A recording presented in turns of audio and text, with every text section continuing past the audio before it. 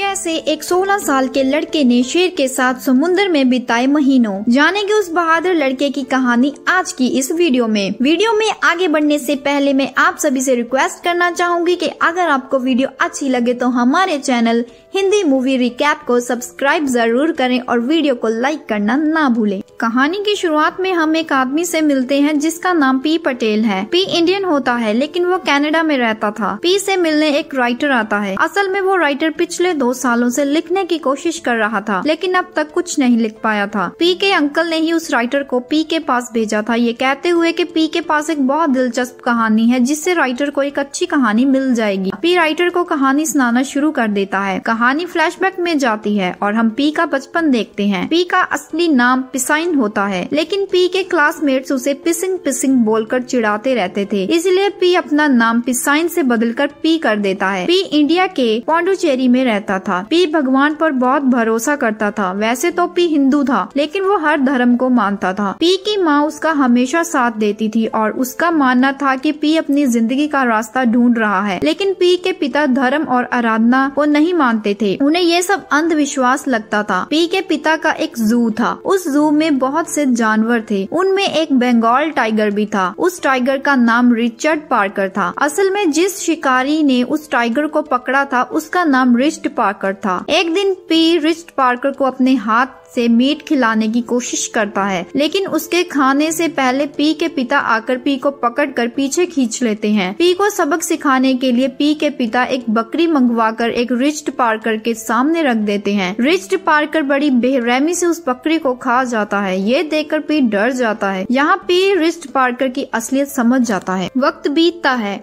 और अब पी 16 साल का हो चुका था। उसकी मुलाकात आनंदी नाम की एक लड़की से होती है और पी उससे प्यार करने लगता है। एक दिन पी के पिता बताते हैं कि अब उन्हें वो जू खाली करनी होगी क्योंकि वो जमीन उनकी नहीं है लेकिन जानवर उनके हैं, इसलिए अब वो सब कनाडा जाकर रहेंगे और नॉर्थ अमेरिका में अपने जू के जानवरों को बेच देंगे। पी कनाडा नहीं जाना चाहता था लेकिन वो ये नहीं कह पाता क्योंकि अब भी वो बच्चा था। पी को इस खबर से दुख होता है और वो जाने से पहले आनंदी को अलविदा कहता है। अब पी पटेल और उसका सारा परिवार शिप से कनाडा के लिए निकल जाते हैं। पी और उसकी मॉम वेजिटेरियन थे लेकिन शिप पर वेजिटेरियन खाना नहीं मिलता जिसकी वजह से उन्हें बहुत प्रॉब्लम होता है। फिर भी वो किसी तरह एडजस्ट कर लेते हैं। रात को जब शिप समुद्र के बीच में होती है तो एक बड़ा तूफान शुरू हो जाता है। उस समय पी डेक पर था और बाकी परिवार वाले अंदर कमरे में सो रहे थे। शिप के क्रू मेंबर्स पी को लाइफ बोट पर जाने के लिए कह रहे थे लेकिन वो अपने परिवार को बचाने जाना चाहता था। फिर भी क्रू मेंबर्स पी को लाइफ बोट में धक्का देकर डाल देते हैं। उस बोट पर पी अकेला था। तभी शिप से एक ज़ेब्रा लाइफ बोट में कूद जाता है और लाइफ बोट की रस्सी भी खुल जाती है और लाइफ बोट समुद्र में गिर जाता है। समुद्र में बहुत तेज तूफान चल रहा था। लहरें भी बहुत ऊंची उठ रही थी। बोट में बस ज़ेब्रा और पी थे। अचानक पी को समुद्र में कोई तैरता हुआ दिखता है। उसे बचाने के लिए पी एक रबर ट्यूब समुद्र में फेंकता है ताकि उसके सहारे वो चीज बोट पर आ सके। जब वो चीज पास आती है तो पी को पता चलता है कि वो टाइगर रिचर्ड पार्कर है। पी रिचर्ड पार्कर को बोट से दूर करने की कोशिश करता है लेकिन समुद्र की लहरें बहुत ऊंची थी जिसकी वजह से रिचर्ड पार्कर बोट पर चढ़ जाता है। उसे बोट पर देख पी समुद्र में कूद जाता है लेकिन पी ज्यादा देर समुद्र में नहीं रह पाता जिसकी वजह से वो वापस बोट पर चढ़ता है। बोट पर आने के बाद पी देखता है कि रिचर्ड पार्कर बोट पर नहीं है। बोट पर बस ज़ेब्रा था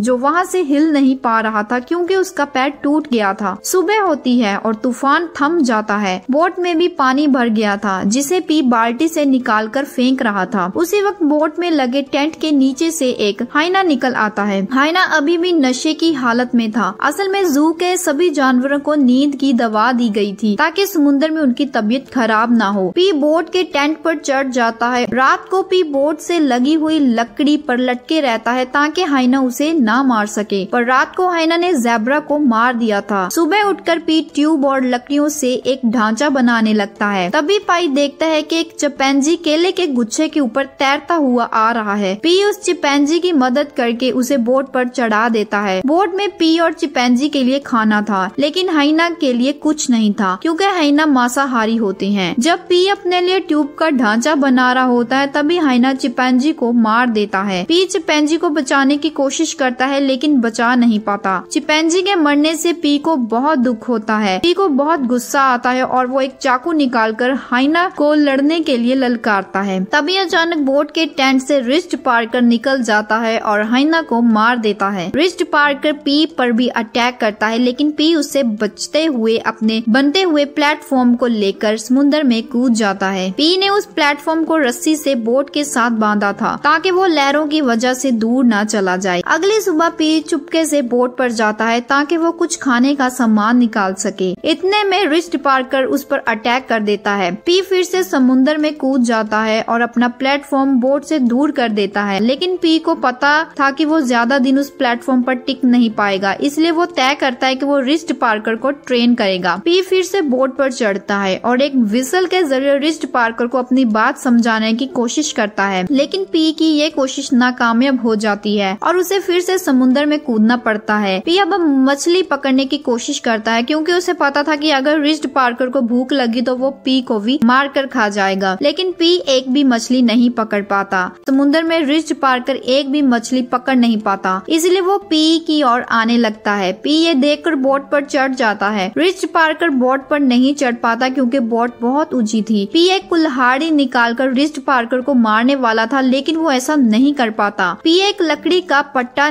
पानी में फेंक देता है ताकि उसके सहारे रिस्ट पार्कर बोट पर चढ़ सके। अब रिस्ट पार्कर बोट पर चढ़ जाता है और पी फिर से समुद्र में कूदकर अपने प्लेटफॉर्म पर रहता है। पी के पास तो खाने के लिए बिस्किट थे, लेकिन रिस्ट पार्कर अब भी भूखा था। पी एक बड़ी सी मछली पकड़ता है। पी उस मछली को कुल्हाड़ी से मार देता है। इसके बाद पी बहुत रोता है क्योंकि वो जीव हत्या के खिलाफ था। वो रोते हुए विष्णु भगवान का शुक्रिया अदा करता है जो मछली के रूप में आकर उसकी जान बचा लिए। पी वो मछली रिस्ट पार्कर को खाने के लिए देता है। रात को पी के प्लेटफॉर्म के पास से एक बड़ी व्हेल मछली छलांग लगाती है, जिसकी वजह से पी का प्लेटफॉर्म पलट जाता है और उसका सारा खाना पानी बह जाता है। पी के पास न खाने के लिए कुछ बचता है न पीने के लिए पानी। अगली सुबह पी बोट पर कुछ सामान लेने जाता है। उस वक्त रिस्ट पार्कर टेंट के अंदर था, लेकिन जैसे ही पी बोट पर चढ़ता है रिस्ट पार्कर बाहर निकल जाता है। तभी एक उड़ती हुई मछली पी से टकराकर बोट में गिर जाती है। पी उस मछली को रिस्ट पार्कर की तरफ फेंक देता है, लेकिन वो मछली उड़ती हुई समुद्र में चली जाती है। पी और रिस्ट पार्कर उस मछली को देखते ही रह जाते हैं। जब वो पीछे मुड़ते हैं तो एक बड़ा सा मछली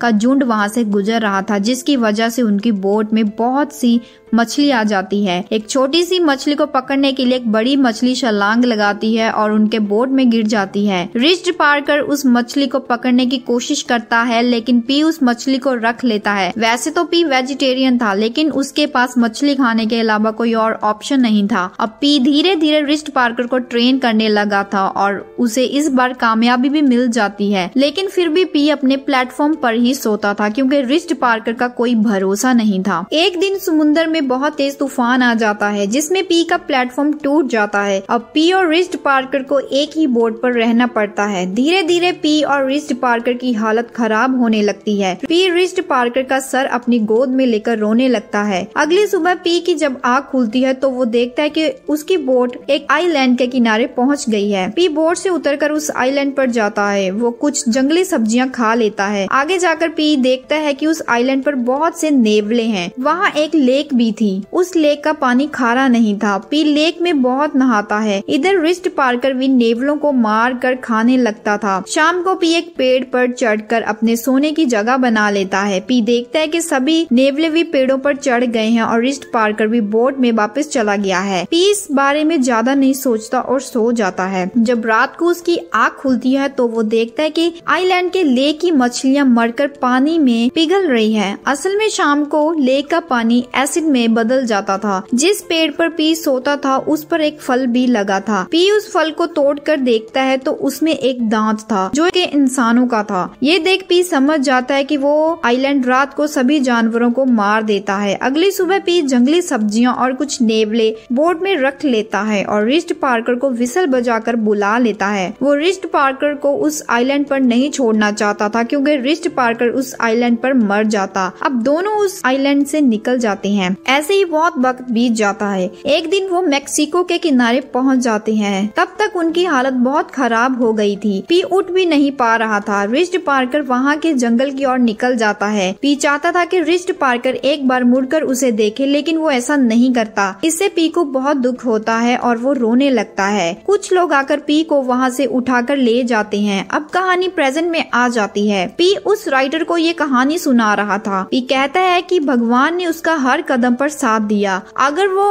आइलैंड ना मिलता तो आज वो जिंदा नहीं रहता। अगर उसे उस आइलैंड पर वो दांत नहीं दिखा होता तो वो उसी आइलैंड पर रुक गया होता। अगर रिस्ट पार्कर ना होता तो वो जिंदा रहने की कोशिश भी ना करता। राइटर बोलता है कि कहानी में बहुत सी ऐसी चीजें हैं जिस पर भरोसा करना मुश्किल है। पी बताता है कि इंश्योरेंस के एजेंट उससे मिलने आए थे और जब उसने उन्हें ये कहानी सुनाई तो उन्हें उसकी बातों पर भरोसा नहीं हुआ। इसीलिए उसने उन्हें एक दूसरी कहानी बनाकर सुना दी। उस कहानी की कॉपी अब भी उसके पास है। राइटर उस कहानी को भी पढ़ता है। पी राइटर से पूछता है कि दोनों में से कौन सी कहानी अच्छी है। राइटर बताता है कि पहली वाली। अब राइटर पी से उसकी कहानी लिखने के लिए परमिशन मांगता है और पी हाँ कर देता है। इतने में ही पी की बिल्ली और उसके बच्चे चले आते हैं। पी अब एक खुशहाल जिंदगी जी रहा था। यहीं पर यह कहानी खत्म हो जाती है। आज की वीडियो में बस इतना ही। अगर आपको ये वीडियो अच्छी लगे तो वीडियो को लाइक करें और अपने परिवार और दोस्तों के साथ शेयर करें। अगर आप चैनल पर पहली बार आए हैं तो चैनल को सब्सक्राइब करना ना भूलें।